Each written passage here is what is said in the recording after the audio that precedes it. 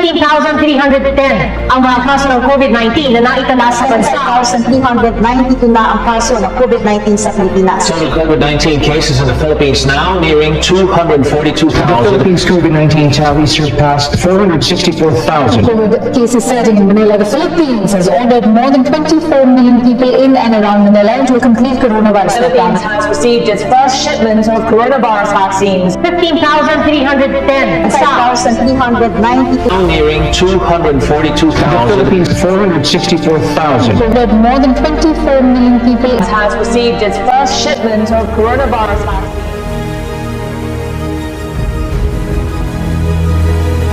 Tourism has never been more welcome than it is now that the pandemic has put a stop to it.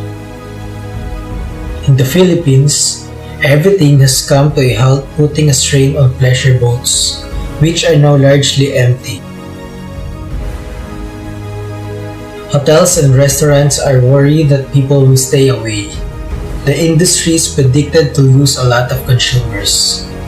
People who rely on tourism now hope that the lockdown will be lifted as soon as possible, allowing tourists to return. COVID-19 pandemic really affects the tourism sector.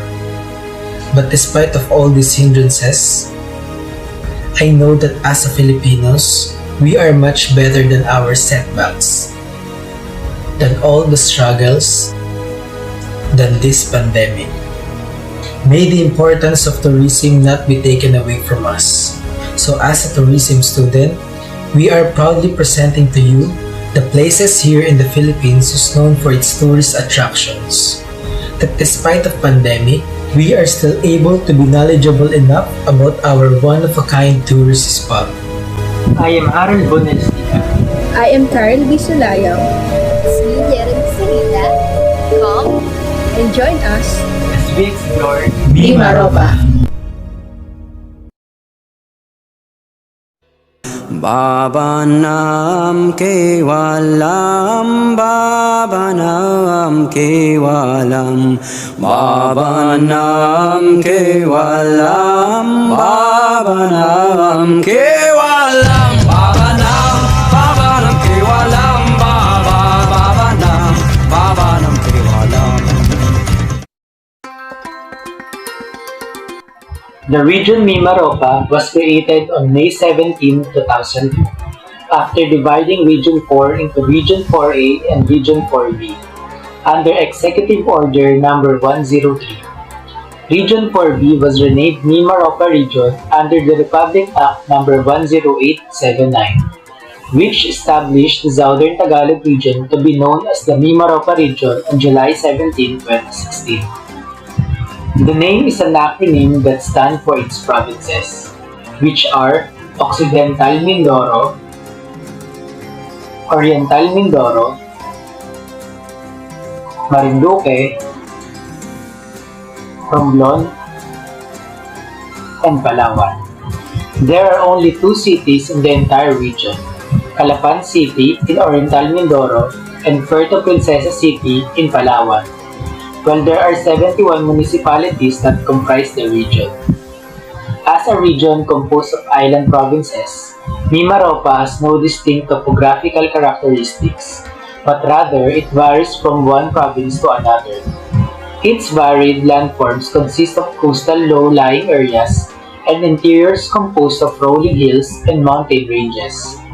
Their language is Tagalog, Romblomanon, Bantoanon or Aseonhan, Cuyonon, Hiligaynon, English, and others. These indigenous groups include the Hanunuo, the Alangan, the Taubuid, the Bangon, the Tadyawan, the Ratagnon, the Iraya, and the Buhi. Port of access. First, Mindoro. The island of Mindoro may be accessed by boat from either Batangas to Calapan and Puerto Galera, from Caticlan, Aklan to Rojas, Oriental Mindoro, or from Coron to San Jose. The shipping service from Batangas is Roro, about 3 hours, or fast ferry about 1.5 hours, 24/7.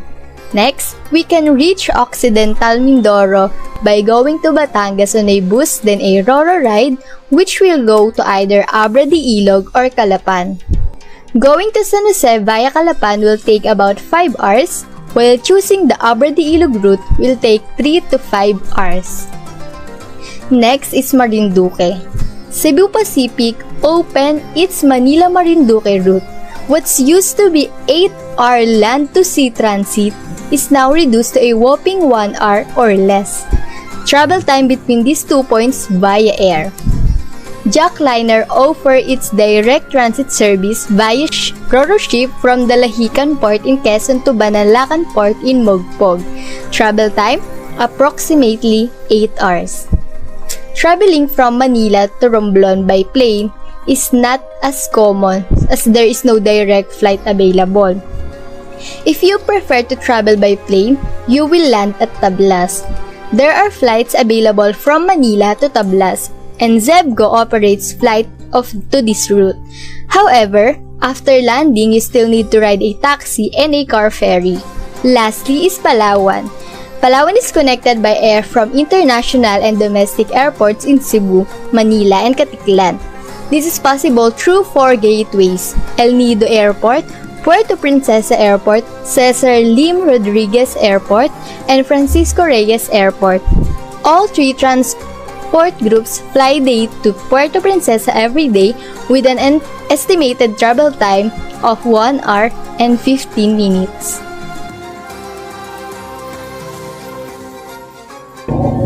For major attractions, first is the natural attractions.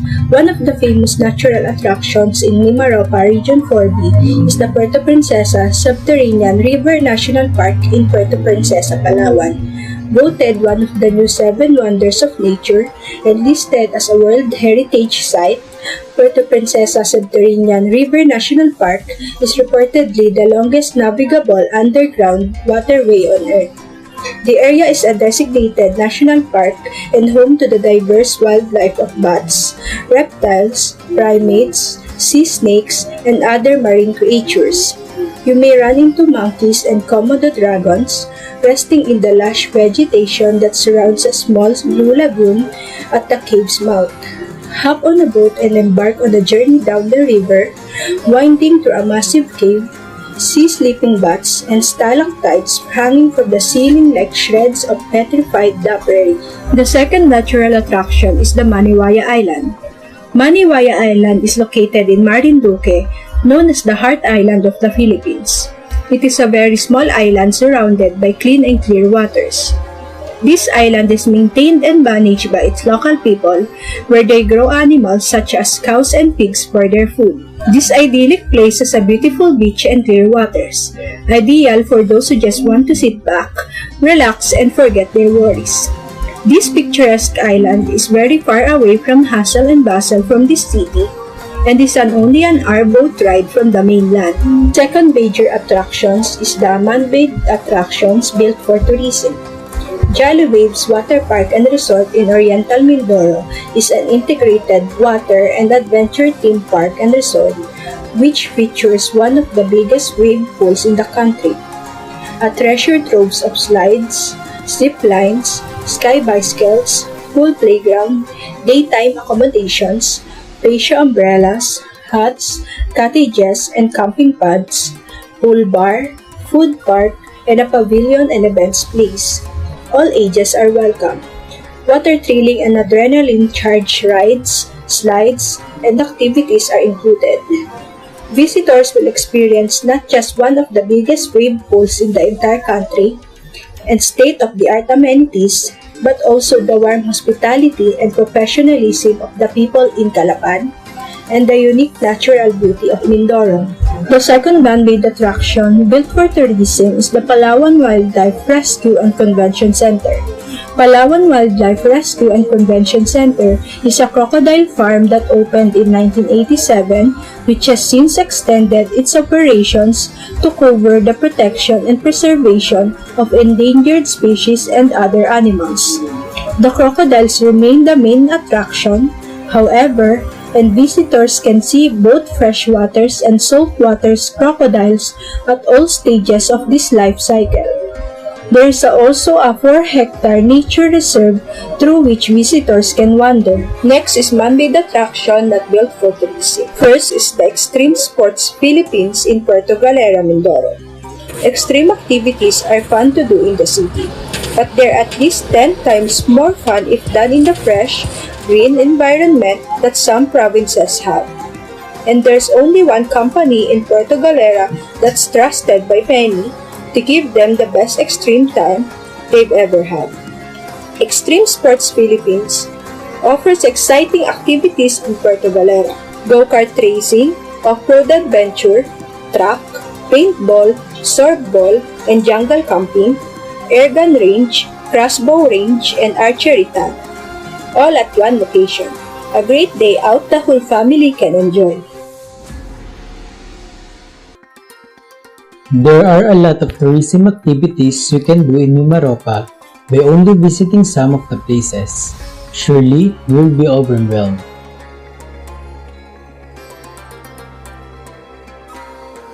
Snake are also called as Vegan Island, located in Palawan, where you can have lunch at the other end of Snake Island for a day trip. Next is Fort San Andres. Was built to guard the Romblon town against pirates and reinforce Spaniards. Dominance an iconic landmark and a popular Romblon Island tourist spot for people with an interest in history and Spanish architecture dating as far back as the 15th century. Next thing you can do is to buy Oraro cookies for pasalubong in Marinduque. The cookies are made from Oraro flour, margarine, sugar, and eggs. It is rich in fiber, and flour coming from Oraro can be used as good substitute for the normal wheat flour used in bread, as does it not have gluten. You don't have to worry if you are on a diet, as this cookie is not just tasty, it is satisfyingly healthy too. Tukuran Falls located in Oriental Mindoro. The Carabao cart ride to the Tukuran Falls with a friendly and informative guide offered an insight into rural life, with local fruits and spices ground explained along the way. The falls offered an exciting climb, and swimming was most enjoyable in the clear water pools above and below the falls. Mount Iglit Baco National Park in Occidental Mindoro. The Mount Iglit Baco National Park is a protected area of the Philippines and ASEAN Heritage Park located in the island of Mindoro in central Philippines. You will also see the native mangyans, a fabulous landscape, the tamaraw, geckos, and if you are lucky, you will also see a deer, snakes, monkeys, and much more. Now, let's talk about accommodations. When you're planning to travel around Mimaropa, you might want to take notes the following provinces and hotel, restaurants, beach that I'm going to tell because it might be one of your choicest places when you visit the following provinces that I will say. First, Oriental Mindoro. You can stay in Sabang Beach Resort, Coral Garden Beach Resort, Amami Beach Resort, and many more.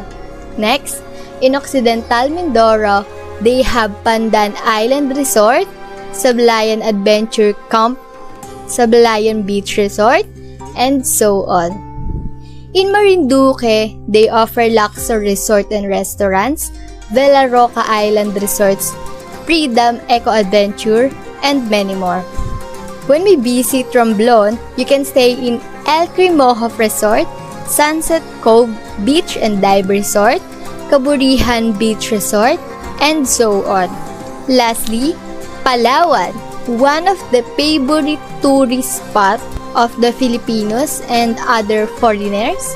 They offer a lot of hotels and resorts, and one of the known resorts there is Coron Island Resort. And El Nido is also located in Palawan.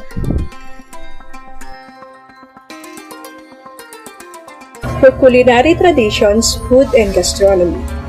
The Filipino culture is very well acquainted with different types of cuisine. Indeed, every province has its distinct and particular taste and still have their similarities in style, finish, and delivery. Now, if you're up for a diverse and eccentric food adventure, Region 4B has a wild galore of dishes and treats for you. First is the adobong pugita in Mindoro. Adobong pugita is a Filipino specialty originating from Occidental Mindoro. This adobo dish is made with mature octopus that's cooked in a combination of vinegar and soy sauce. Other common ingredients include garlic, onions, oil, and bay leaves for flavoring. Next is the bibingkang lalaki in Marinduque. Coconuts and their products are a main source of income in Marinduque. This carries over the food bibingkang lalaki that is made with tuba or coconut wine instead of yeast, which keeps the inside of bibingka moist and pudding-like. The third one is the orange rafi kinilaw in Romblon. Orange rafi kinilaw is made of raw fish or orange rafi cooked in liquid fire or vinegar. The last one is the tamilok in Palawan. Tamilok is a kind of woodworm that can usually be found in Palawan, Philippines. They are known as woodworms or shipworms, but they are not actually worms. They are mollusks that taste like oysters. They also seem to have the same texture.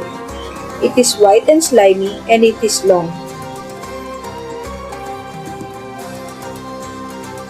Aside from the beautiful places in Mimaropa, one of the most and grandest things is their events. And one of their famous events in Mimaropa is their festivals. In Oriental Mindoro is Banana Festival, held each March 18 to 19 in Baco, Oriental Mindoro, is a festival of wealth of bananas. It features the distinctive assortments of bananas like Señorita, Dalatundan, Dalakatan, and Dasaba. Banana Festival is a reap celebration which is held each first 7 days of stretch of April. Let's move on to Occidental Mindoro, the Dugoy Festival.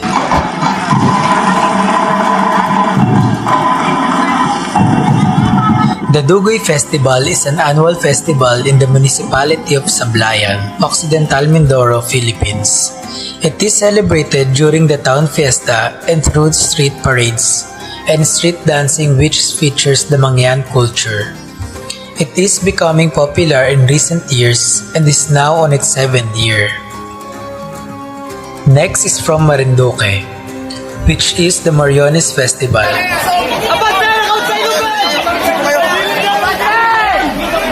The Mariones is an annual festival held on Holy Week and on the island of Marinduque, Philippines.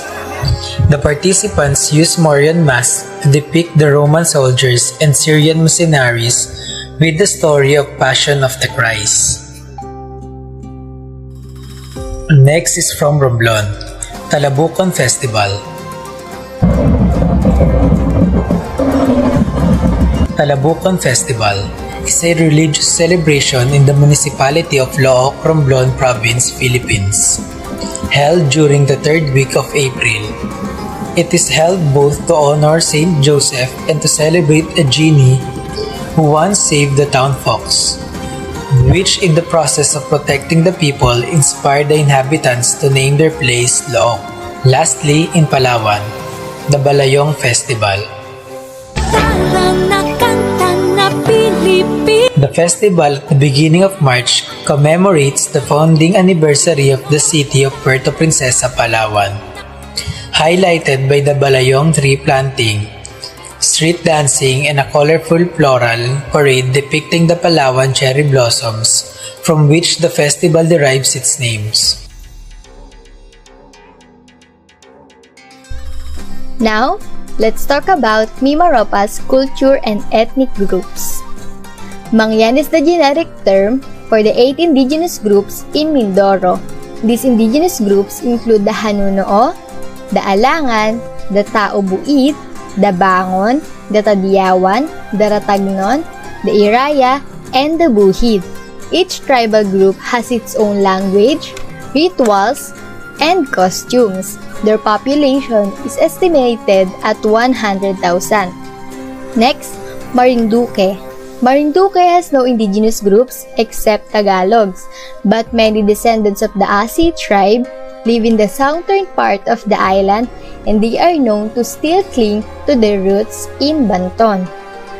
Tagalog spoken in Marinduque has been carefully studied, and it has been concluded that the language spoken here is the root from which modern national form of speech have sprung. It is also home to Moriones Festival, an annual festival celebrated during the Holy Week. Next, Romblon. Romblon, it is near the Visayas, which has three main languages, Romblomanon, Asi, and Onhan. They belong to the Visayan language family. Lastly, Palawan.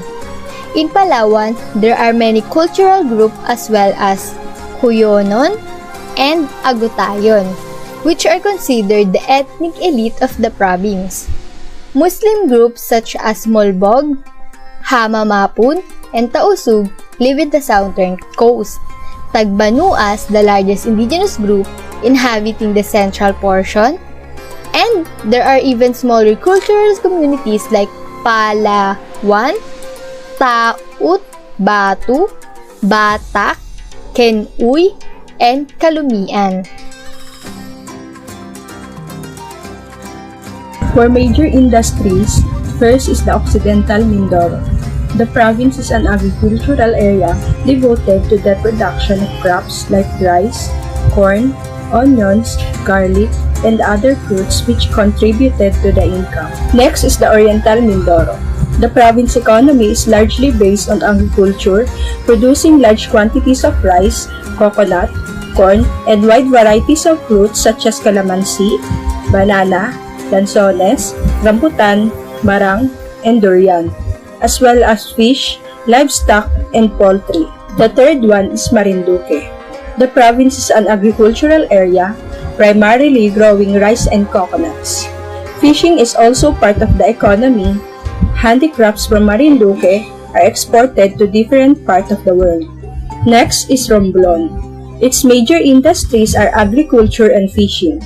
Marble is the most well-known product of the province. Marble quarrying and processing are also major activities in the province. The last one is Palawan. The province economy is also basically agricultural, with the production of the three major crops such as palay, corn, and coconut. When visiting a place, communication is very important. So here are some of the phrases that you can use. In Mindoro, kaini or eat it. Kaini or eat it. Next is lutui or lutuin mo or cook it. We can notice that when Mindoreños speak words that ends in I, which in Tagalog ends in I and N. Next is from Marinduque. They uses Tagalog.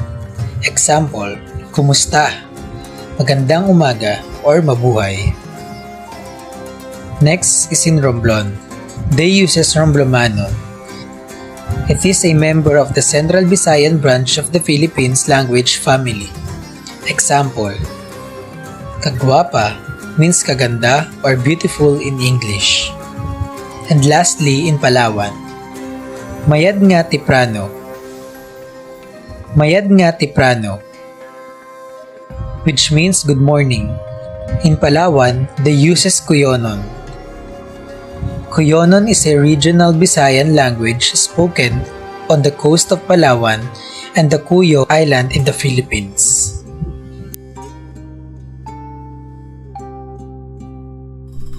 Travel and interesting trivia. Everybody has a secret. And so does everyone. Listen as I'm going to reveal some interesting trivias about Mimaropa. First, Oriental Mindoro. Presidents, 2 municipalities. Did you know that the 2 municipalities in the province of Oriental Mindoro came from 2 former presidents of the Philippines? The first one is the municipality of Roxas, which was named after the 5th President of the Philippines, Manuel A. Roxas. The second, municipality of Gloria, which was named after the 14th President of the Philippines, Gloria Macapagal Arroyo. Second, Occidental Mindoro. For Miami!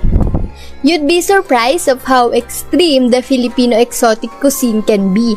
Believe it or not, in Occidental Mindoro, the locals eat uok, native term, which is a coconut rhinoceros beetle larva, which can be found in the dead coconut logs. What the natives do to these fats? Weird-looking worms is that they eat it raw. Yes, you heard it right. They eat it raw, alive, and crawling. Third, Marinduque. Marinduque has no fast food chains. Yes, they has no fast food chains. The province of Marinduque does not have our favorite red-haired clown, that big happy bee, and even the grandfather in a white suit. What do they have then?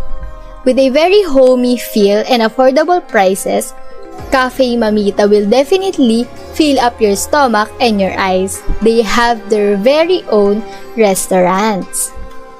Fourth, Romblon. Curse area, meat or not? Also known as the Romblon Triangle. This province is a local dub to the infamous Bermuda Triangle. The local says that there is a myth that an enchanted ship shows up within that area of the triangle. But don't be afraid, maritime officers counter this by a logical response. It can be compared to EDSA as being one of the main roads of boats and ships, and that these accidents might have been caused by navigational errors and of course, nature taking its course because of the very strong waves with or without a storm signal.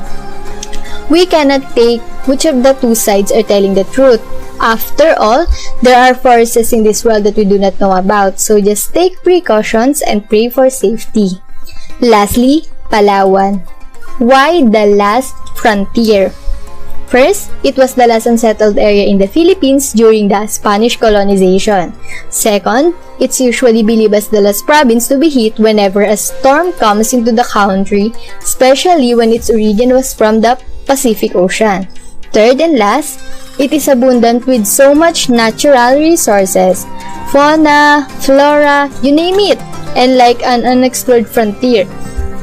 It still retains more than a half of its region forest cover and harbor vast stretches of old-growth forest on its slopes up the mountains.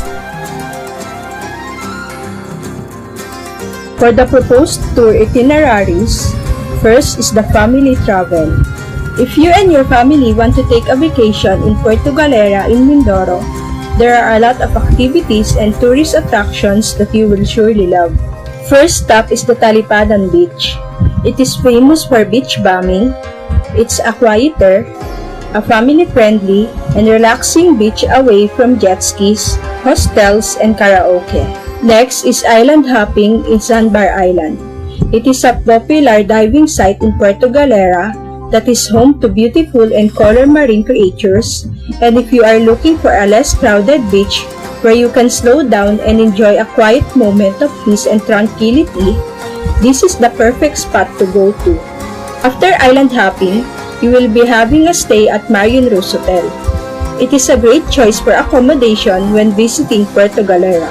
From here, guests can make the most of all the lively city has to offer. With its convenient location, the property offers easy access to the city's must-see destinations. For the second day, start it with an early walk along the shores of Sabang Beach. Famously known with its frequently strong waves that are massive enough to give life to people who would like to ride the waves. As such, Sabang Beach is the birthplace of the surfing in the country. And lastly, if you are planning to go and visit the Mangyan Village, the village is located at the foot of Mount Malasimbo and is definitely a place for nature tripping. And today, it provides shelter and sustenance to many Araya Mangyan families who have been resettled from there. Next is for ecotourists. Ecotourists are the one that is designed to contribute to the protection of the environment or at least minimize damage to it. And if they are planning to go and visit to Palawan, they will surely enjoy and love it. First stop is beach bumming in Banol Beach. It is tiny, but it has everything you could want. The water is still, warm, and crystal clear, making it perfect swimming spot. You can sunbath on the incredibly fine sand, or just enjoy the limestone karst views in all directions and watch the bangkas shuttling tour groups onto the next stop in the distance. After island hopping, ecotourists will be having scuba diving and snorkeling in Coron Divers Dive Center, and they will be staying at Vienna Hotel. For the second day, ecotourists can start it by climbing and mountain hiking in Mount Tapias for the best view in Coron, Palawan. Mount Tapias is the most popular viewpoint in Coron Town, with sweeping views over the rolling hills and a direct look towards the epic Coron Island in Palawan. Next for mountain hiking, Coron also has picture-perfect lakes that will take your breath away. One of the most famous is Kayangan Lake.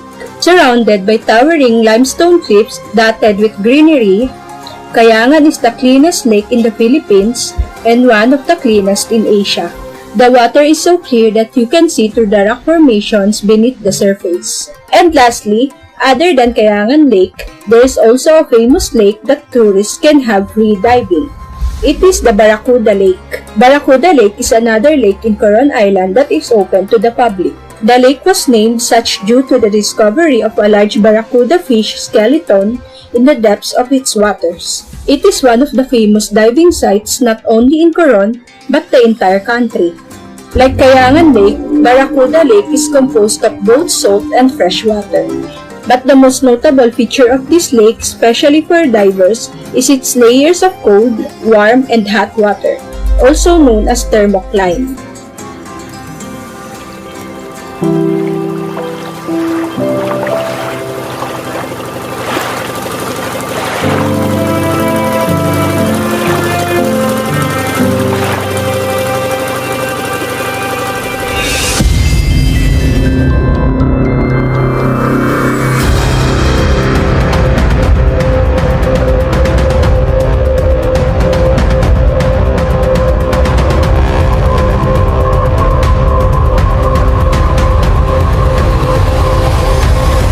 We hope that you enjoyed and gathered something about the Mimaropa.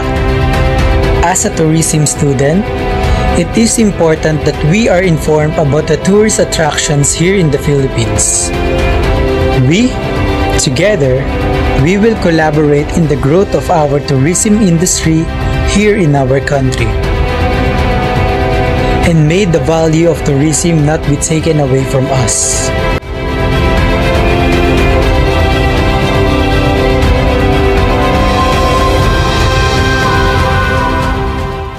Baba Nam Kevalam, Baba Nam Kevalam, Baba Nam Kevalam, Baba Nam Kevalam.